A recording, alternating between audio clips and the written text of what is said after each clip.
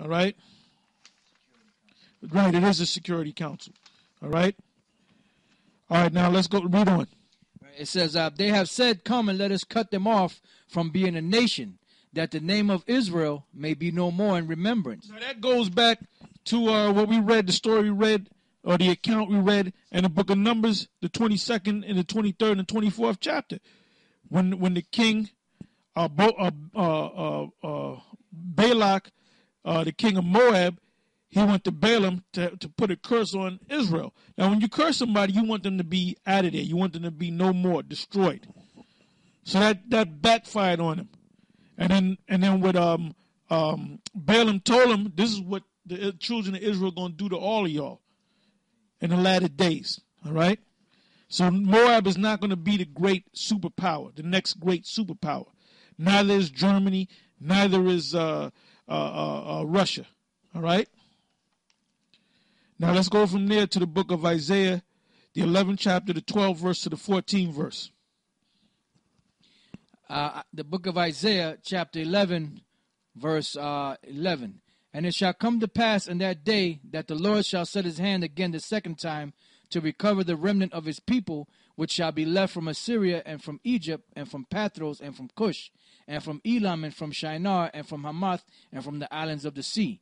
And he shall set up an ensign for the nations and shall assemble the outcasts of Israel and gather together the dispersed of Judah from the four corners of the earth. The envy also of Ephraim shall depart, and the adversaries of Judah shall be cut off. Ephraim shall not envy Judah, and Judah shall not vex Ephraim, but they shall fly upon the shoulders of the Philistines toward the west. They shall spoil them of the east together. They shall lay their hand upon Edom and Moab, and the children of Ammon shall obey them. They're going to lay their hand upon Edom and Moab. All right? So that's what we're going to do. We're not going to celebrate the accomplishment of the Moabites, the Chinese, over the Americans. The fact that the Moabites or the Chinese economically are becoming stronger than the United States, we applaud that because this man's going down. But you gooks are going to go down too. Those little agreements that you're making with Russia and so forth, that's not going. All that's going to backfire.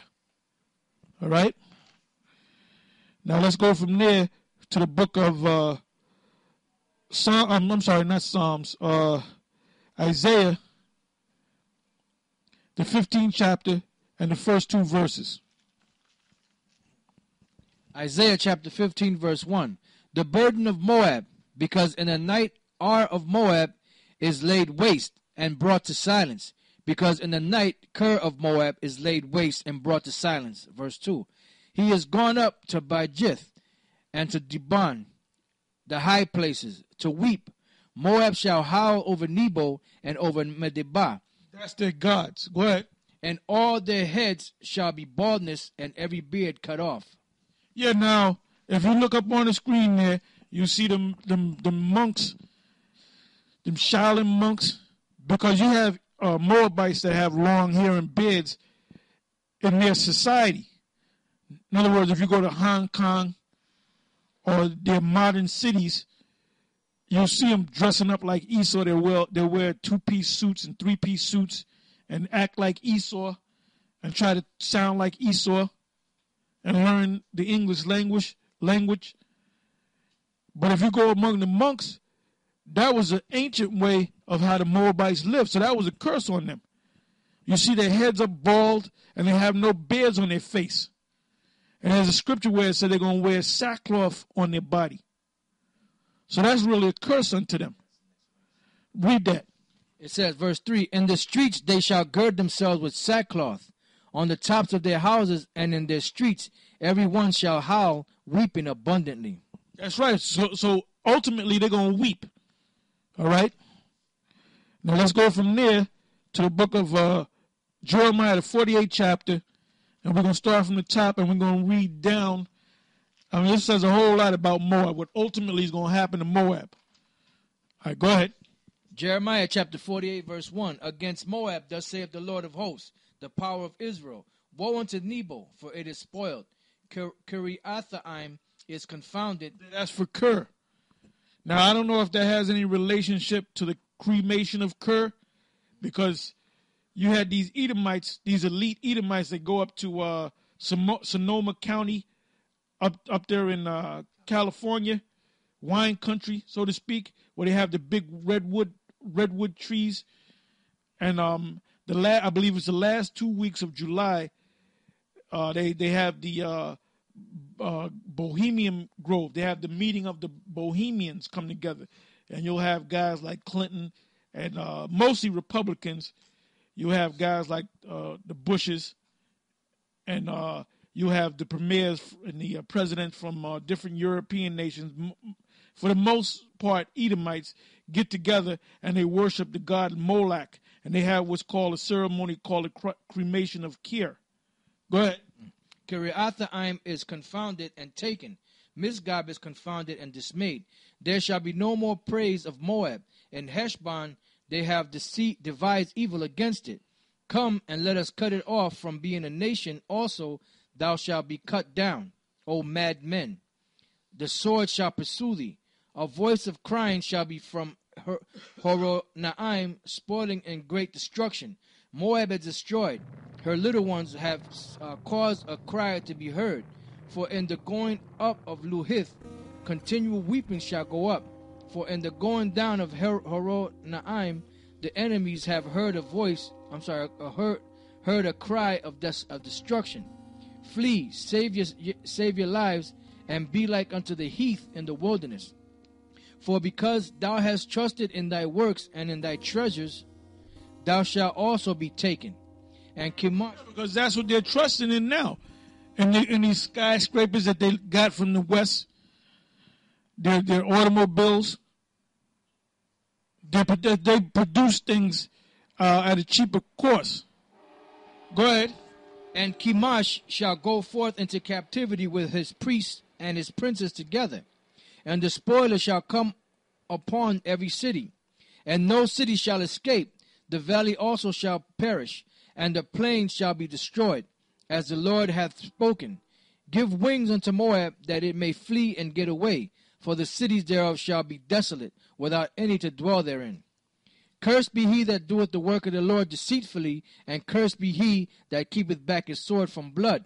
Moab hath been at ease from his youth, and he hath settled on his lees, and hath not been emptied from vessel to vessel, neither hath he gone into captivity. Therefore his taste remained in him, and his scent is not changed. Therefore, behold, the days come, saith the Lord, that I will send unto him wanderers, that shall cause him to wander, and shall empty his vessels, and break their bottles. And Moab shall be ashamed of Kimash, as the house of Israel was ashamed of Bethel, their confidence. How say ye, we are mighty and strong men for the war? Moab is spoiled and gone out of her cities, and his chosen young men are gone down to the slaughter, saith the king, whose name is the Lord of hosts. The calamity of Moab is near to come, and his affliction hasteth fast. Yeah, so just like Esau is going to be brought down, Moab's going to be brought down at the same time. Go ahead. It says, all ye that are about him bemoan him, and all ye that know his name say, how is the strong staff broken, and the beautiful rod? Thou daughter that dost inhabit Dibon, come down from thy glory and sit in thirst. For the spoiler of Moab shall come upon thee, and he shall destroy thy strongholds. O inhabitants of Aroer, stand by the way and espy. Ask him that fleeth and her that escapeth, and say, what is done? Moab is confounded, for it is broken down. Howl and cry, tell ye it in Arnon, that Moab is spoiled. And judgment is come upon the plain country, upon Halan, and upon Jahazah, and upon Mephath, and upon Dibon, and upon Nebo, and upon Beth Diblathaim, and upon Kiriathaim, and upon Beth Gamal, and upon Beth Meon, and upon Kerioth, and upon Basra, and upon all the cities of the land of Moab, far or near. The horn of Moab is cut off, and his arm is broken, saith the Lord. Make ye him drunken, for he magnified himself against the Lord.